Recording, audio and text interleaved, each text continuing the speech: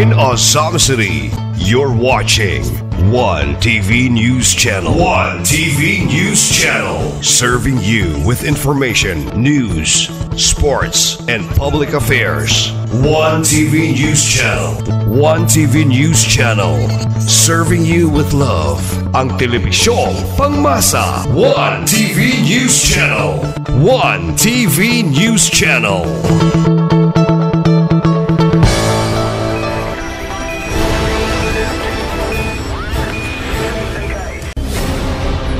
One TV special report.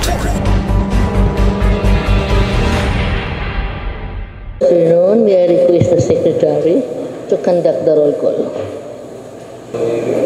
Present. Honorable Puente Cipres, Honorable Lim, Honorable Co, Honorable Romero de Sican, Honorable Suiso Jr., Present. Honorable Lau, Honorable Sakin Jr., Honorable Tapayan, Honorable Salvador, Honorable Waminal Jr., Honorable Moralion, Honorable Duhay Lungsod, Honorable Bation. There are 13 members present, including the Honorable Presiding Officer. Having 13 members present, the Chair declares a quorum. Once again, good afternoon. For the order of business, may I request the Majority Floor Leader, the Honorable Mars Tapayan, please. Thank you, Honorable Chair. Good afternoon. There's a letter addressed to the Presiding Officer, the Vice Mayor, requesting to avail the People's Hour, Honorable Chair, but unfortunately, they are not around to avail the People's Hour at this time. So, we'll proceed to item number 5, approval of the agenda for the day. There are 5 written post-incisions on the chair to order of business, and may enumerate them. Number 1, a resolution approving the joint release of training support fund and starter toolkits to the beneficiaries learners of Osamis City Institute of Technology, OSIT, by Technical Education and Skills Development Authority, Provincial Office in Osamis City. The second request for insertion is a resolution approving the implementation of the Tulong Trabaho Escasez program under Shielded Metal Arc Welding Institute from 30 May to July 5, 2024 by the Compass Polytechnic Institute Incorporated in Osamis City. Third written request is a resolution approving the lecture on environmental awareness at work on 11 June 2024 by the Port Management Office of Misamis Occidental, Osamis, in Osamis City. The fourth request, Honorable Chair, is a resolution approving the safety lecture on Orange Book on 18 June 2024 by the Port Management Office of Misamis Occidental, Osamis City.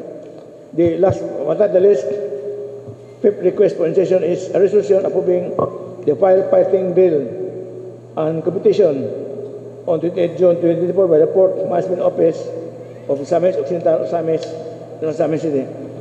These are the 5 written requests for insertion on the chair, and I therefore move joint motion to approve the agenda for the day with 5 requests for insertions on the chair. Thank you, Honorable Majority Floor Leader. There's a motion from the Honorable Majority Floor Leader for the approval of our agenda for today with 5 inclusions as being stated. Motion approved. Thank you, Honorable Chair. I was informed that the guest People's Hour has arrived this afternoon, so I move to suspend the rules, Honorable Chair, to allow our guests, the Railway Philippines Incorporated, through Maria Elizabeth Montero, Pansaysi. May I request the Secretary to acknowledge our visitor for today's regular session, Honorable Chair. Good afternoon. Acknowledge. We acknowledge the representative from the Railway. Madam Chair, we have the presence of Mr. G.C. Lloyd Partosa, Madam Chair, from Railway Philippines. G.C. Loy. Cardosa. Mr. Partosa, Madam Chair. Cardosa. Honorable Chair, may we request the visitor to present their to make the presentation in more or less 15 minutes, Honorable Chair. Mr. Bardosa, you are now recognized by the chair for your presentation. Thank you so much. Good afternoon to each and every one of us. Thank you so much for this opportunity. My name is Jesse Lloyd Partosa. I am a nurse by profession and I am from Dipolog City.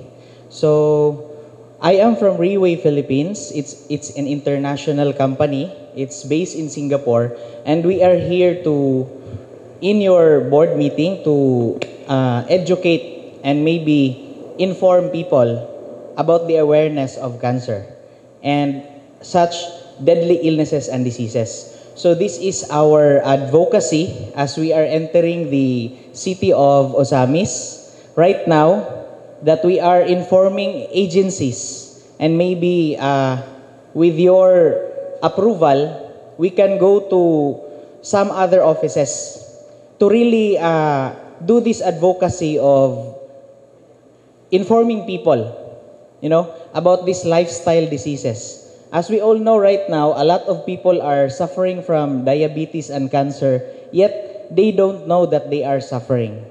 So what we are implying is that this advocacy involves more on information drive. So if you may allow us to do that to other offices also, not just with this office, if you will allow us, we will go further office to office so that we can inform them. Why? Because this Railway International is a research and development company where we are in right now. It has this so-called stem cell therapy. Maybe some of you have already heard about it, like most of the politicians like Juan Ponce and really had been using already, But this type is in a capsulated form. So what we do, we educate people about it. And this time, it's a capsule form and it will help a lot of people in Osamis. Maybe this can also help address, the numbers of people who are having cancer, diabetes, and cardiovascular disease. Okay? So, I thank you for letting me sit in. Supposedly, I was expecting that I can show you a slide, but I think we cannot do that for now. But if some of you, honorable members of the board, would like to know more about it, maybe we can also go to your office or set another time to have that explained to you, because I am just given just a short period of time. So, for anybody who does have any questions, you can ask. My task is just to introduce it. Thank you so much. Honorable Chair, if I may. Honorable Majority Floor Leader. Sir Partosa, I heard from your manifestation that you intend to go around the offices of Yes, the sir. LGU here. So, can I advise, sir, that our protocol here is that the offices of the LGU are under the mayor, city mayor. So we need the consent of the mayor. If you go around the offices here in City Hall, all those offices, City Council, the Vice Mayor has the authority. But insofar as the other offices and the Executive Department, you have to request the consent of the City Mayor, sir. Honorable Attorney Indy Waminal. Thank you, sir. Yes, sir. We already had sent a letter also to the Honorable Mayor's office, and hopefully we will also get the response from that so that we can also proceed. Thank you so much. Okay, thank you, sir. Is there any... Yeah, I would like to affirm the manifestation of Honorable Majority Floor Leaders that please, if you wish to conduct seminars to the different department heads, department offices, you might as well write a request letter to the office of the city mayor. Yes. Okay. Thank you. Is there any question or some points of clarification regarding the presentation of Mr. Bardosa? If there are no queries from my colleagues, Mr. Chair, we would like to thank Sir Bardosa for coming over here, sparing his valuable time to explain to us some very important material and relevant information regarding public health, especially cancer. And we thank him, Honorable Chair, for his coming. And I now move to resume the roles so that we can proceed with our order of business, Honorable Chair. Okay, Mr. Bardosa. Thank you so much for this opportunity. Good afternoon. Good afternoon. You may now be excused. Thank you, Honorable Chair. Session A while- is resumed.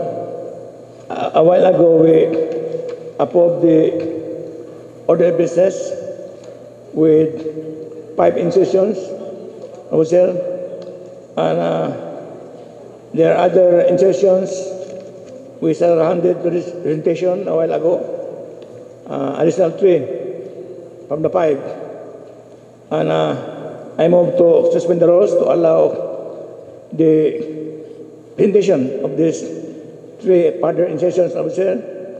And may I start with the number 6, additional, an ordinance authorizing the grant of financial assistance to the participants of the 2024 Perangat Usamis Festival. The number 7, written request for insertion is the request of the Regional Trial Court to Mr. Serapin M. Dinarog to effect the writ of execution of a case in Los Angeles City.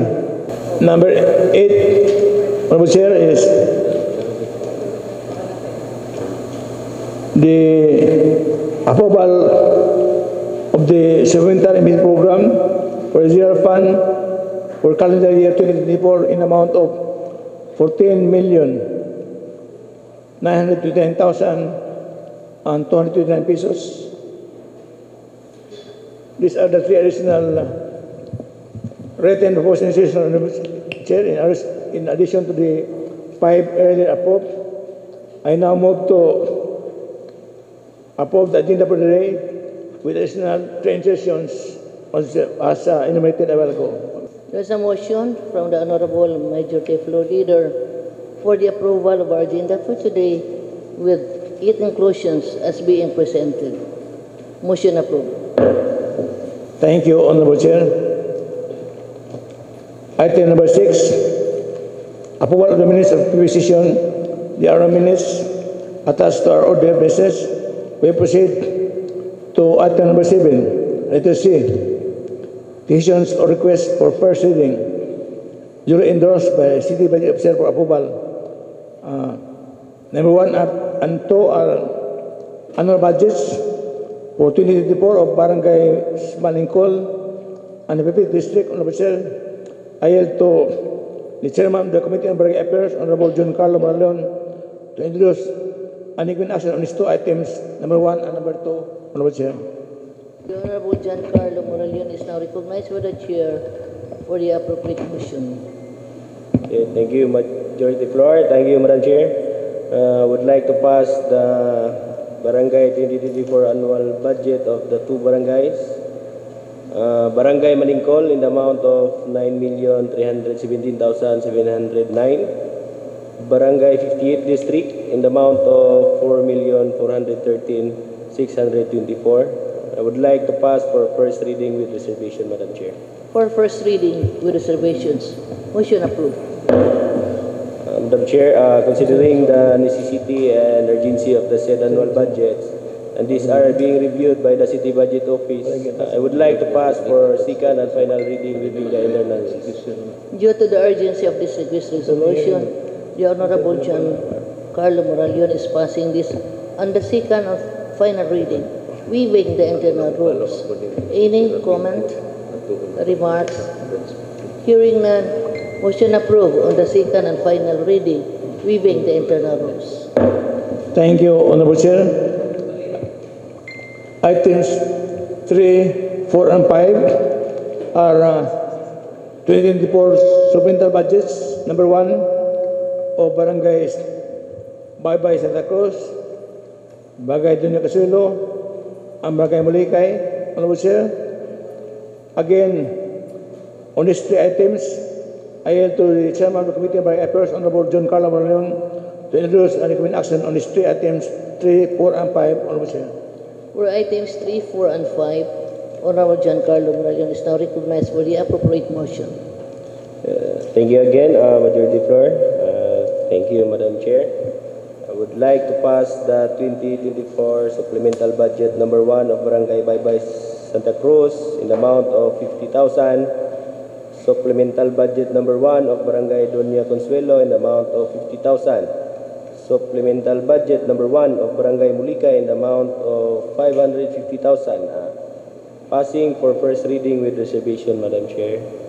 Moved by the Honorable Giancarlo Maragón to pass this on the first reading with Thank you, Madam reservation. Motion approved. Thank you, Madam Chair. Considering the urgency of the said supplemental budget of Barangay Baybay Santa Cruz, Baybay Doña Consuelo, and Barangay Mulikay, I would like to pass for second and final reading, waiving the internal rules, Madam Chair. Thank you. Due to the urgency of this request resolution, supplemental budget of Baybay Santa Cruz, supplemental budget of Doña Consuelo, and supplemental budget of Barangay Mulikay is now passed for the second and final reading, waiving the internal rules. Any comment? Remarks? Hearing none, motion approved on the second and final reading, waiving the internal rules. Thank you, Honorable Chair. Number 6 of letter C, Barangay San Antonio Resolution number 69, thus is the 2024 resolution earnestly requesting the Honorable City Mayor Attorney Henry Indy Pomila Jr. to allow the barangay to utilize existing Spanish Road within our restriction for the benefits of our constituents. Honorable Sir, this is a request to the City Mayor to utilize the existing Spanish Road. While we know for a fact that Spanish roads are beyond the commerce of man, this is within the authority of national government. Honorable Sir, unless there are other comments from my colleagues, I recommend that we'll await the response of the City Mayor on this because this involves a legal issue, Honorable Sir. So, in the meantime, I recommend that this resolution of Barangay San Antonio be journeyed to the record City Council, Honorable Sir. On item number 6, this Barangay San Antonio resolution moved by the Honorable Majority Floor Leader that this be duly noted and be referred to the office of the Sangguniang Panglungsod. And I think we have to refer this also to the planning and the city engineer's office for some referrals. Noted. Thank you, Honorable Sir. Number 7, Barangay San Antonio Resolution number 63, thus is the 2024 resolution unauthorizing the demolition of houses located at Purok 2 and Purok 5, Barangay San Antonio, Misamis City, Misamis Occidental. This resolution may refer to the writ of execution to be executed by the sheriff of the MTCC of Misamis City, which we already conducted the hearing. And Honorable Sir, we have a hearing also on June 6 at 1:30 o'clock in the afternoon to hear the side of the regional director of the DNR, whose statement is of utmost importance to us because it is the regional director who decides on this issue of the titling of timberlands by the DNR.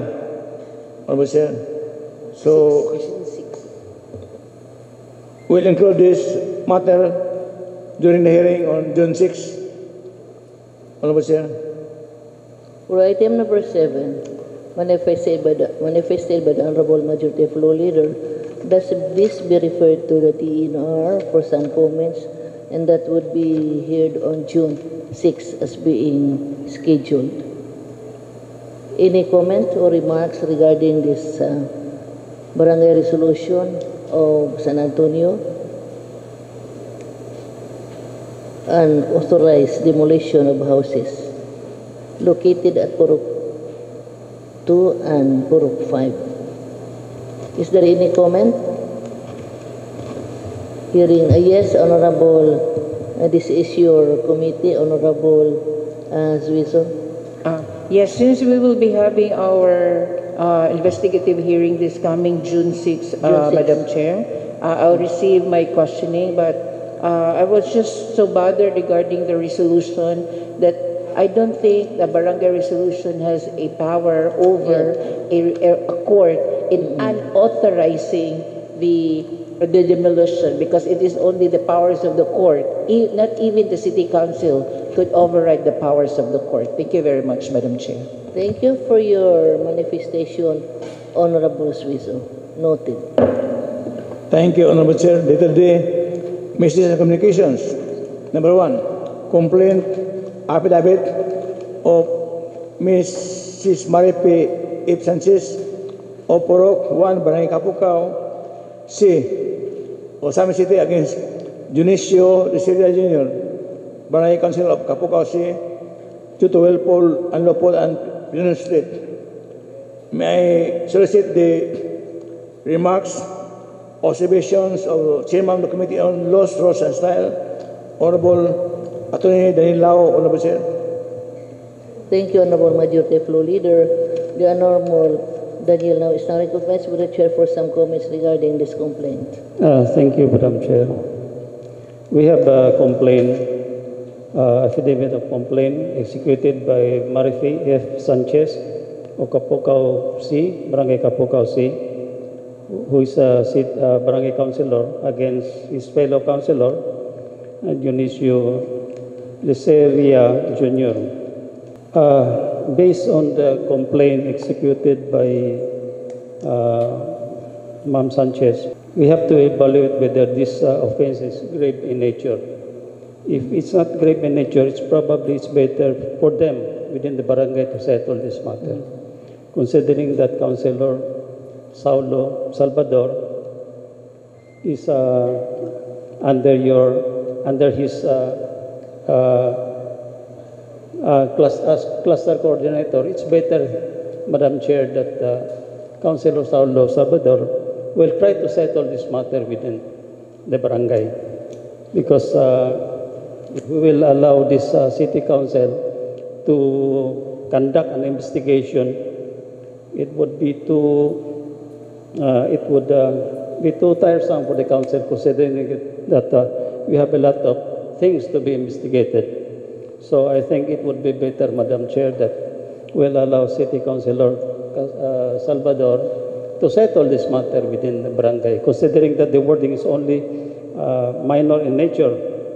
If we read at number 3, unsa may hapakon tika aning cellphone, I think it's not grave in nature. So we will just allow within the barangay to settle this matter, so that they're all part of our team Asenso, Madam Chair. Thank you. Thank you for your manifestation, Honorable Daniel Lau, our committee chair on the Committee on Laws. So according to, yes, Honorable Chair, I join the manifestation of Honorable Lau. This incident speaks of a very minor offense, if it can be called an offense, because it's only on words.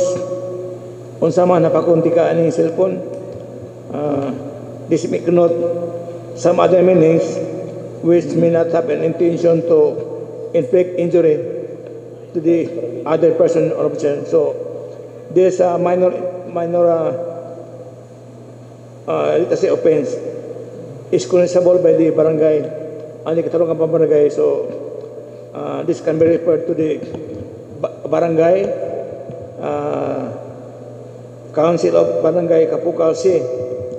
Considering also that they are both kagawats of the barangay, that would be more appropriate if we hear this case against two barangay kagawats who are quarreling only on certain minor matters, Honorable Sir. So I join Honorable Lau to request assistance of Honorable Salo Salvador, who is the coordinator of this barangay, Kapukasi, to be able to facilitate the settlement of this minor altercation with the two kagawas in the barangay council of Kapukao. May we hear from Gonzalo Salvador, Honorable Sir? Thank you, Honorable Majority Floor Leader. Manifested by the Honorable Majority Floor Leader, affirming the recommendation of Honorable Daniel Laur, our Committee Chair on Laws, that if as much as possible, this can be settled among themselves. So with in coordination with our councilor in charge, Honorable Saulo Salvador, in this particular case. Yes, Honorable Saulo Salvador. Thank you, Madam Chair. To this matter, I will take action to this, Madam Chair, with siguro with our Vice ABC. Siguro within this week, amo I call ilang attention sa mga barangay officials sa Barangay Kapukaw C. And maybe next regular session, mag-update ko sa there is a session during session kung unsay status sa ilahang panagbingkil. Thank you, Madam Chair. That's all. Thank you for your acceptance of this challenge, Honorable Salvador, in coordination with our Barangay Affairs Chair, Honorable Moralion. If this can be settled among themselves within the barangay, so much the better. Thank you for that. Honorable Sir, may we also hear the comment of the ABC Vice President, The Honorable Moralion, if he has any comments on this, Honorable Sir. Honorable Moralion, you are now recognized by the Chair for your acceptance. Yeah, thank you, Madam Chair. Tabangan ako si Consaulo aning problema and kaning problema jud sa barangay level naman gidunta ni nganong gipasa pa magin ni direktor. Sige lang, misteryahan ako ang mga konsehalo ang kapitan sa barangay Kapukaw C. Thank you, Madam Chair. Okay, thank you so much, Honorable Moralion. Thank you, Honorable Chair. We proceed to number 8, committee reports submitted. There are 2 committee reports submitted by the joint committees on housing, planning and installment, Committee on Laws, Committee on Trade, Commerce and Industry, and Committee on Barangay Affairs on May 7, 2024 and May 23, 2024. The May 7 joint committee report has become moot and academic, because we have already approved the said issue of applications. The May 23 committee report refers to the issue of applications of 3 applicants.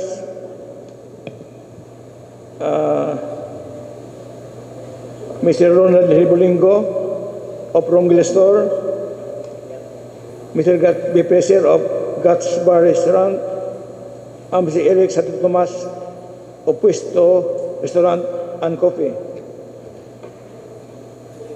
Everybody was police copy of these 2 committee reports, and I guess everybody was able to peruse the condition of.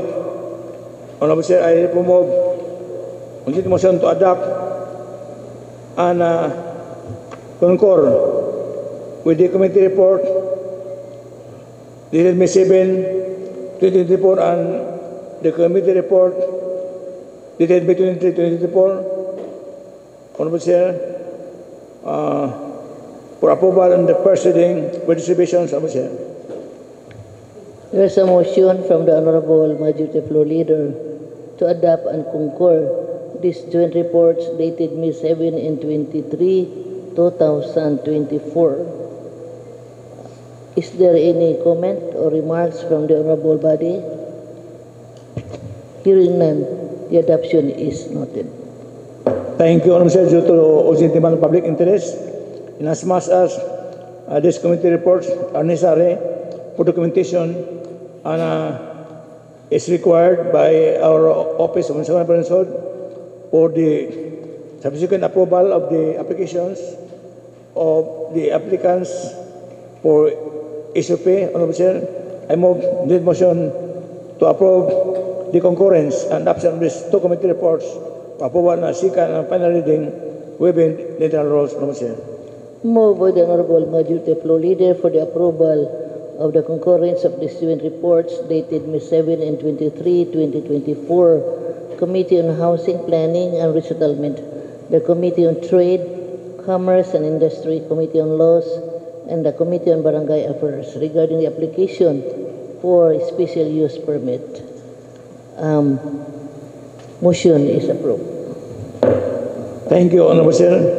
With the adoption and concurrence of the committee report, we now proceed to the application of Mr. Ronald A. Bolingo, the owner and manager of Romville Store with karaoke bar located at Sara Avenue, Cunaric Street, 5th District, Osami State, special use permit to sell and serve liquor.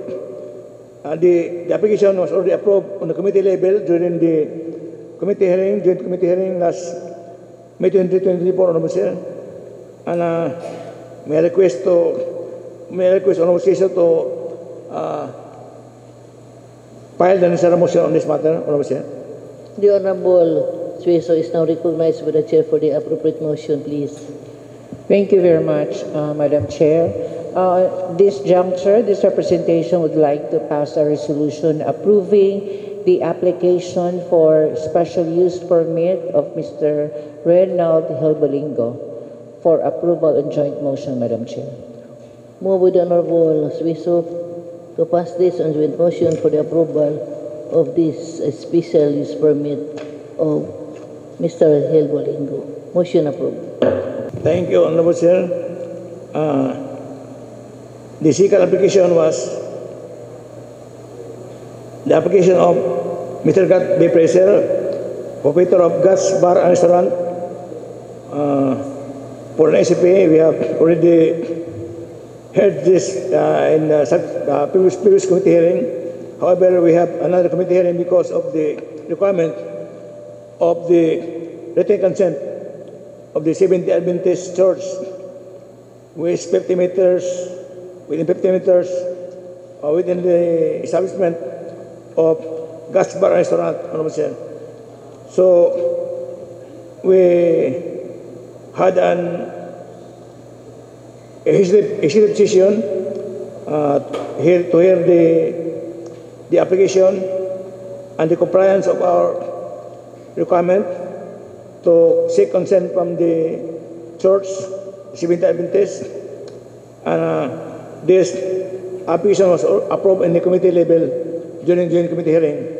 And now may I hear the motion of Honorable Sueso on this plenary, Honorable Chair. The Honorable Sueso is now recognized by the Chair for the appropriate motion.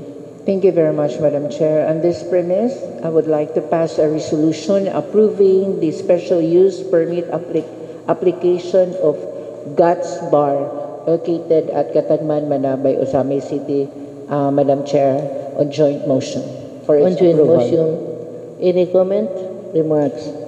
Hearing none, approved on joint motion. Thank you, Honorable Chair. During the State Committee hearing, we also tackled the application for the second time of Puesto Restaurant and Coffee owned by Mr. Eric Santo Tomas, and we required the additional affidavit of the manager of said establishment who personally appeared during the hearing in the absence of Mr. Eric Santo Tomas, and we required him to submit an affidavit to attest to the fact that the personally request the consent of the church on their establishment, Honorable Chair. So this application for SOP was already approved on the committee level, and may I now request Honorable Chair, the chairman of the committee on planning to make sa motion on plenary, Honorable Chair. The committee chairs on planning. Honorable Suiso. Honorable Suiso. Thank you very much, Madam Chair. On this juncture, I also pass a resolution to approve the special use permit application of Puesto Restaurant and Cafe on joint motion for approval, Madam Chair. Move with the Honorable Suiso to pass this on joint motion for the approval of the ECOP of Guts Bar. Any comment, remarks? Motion approved.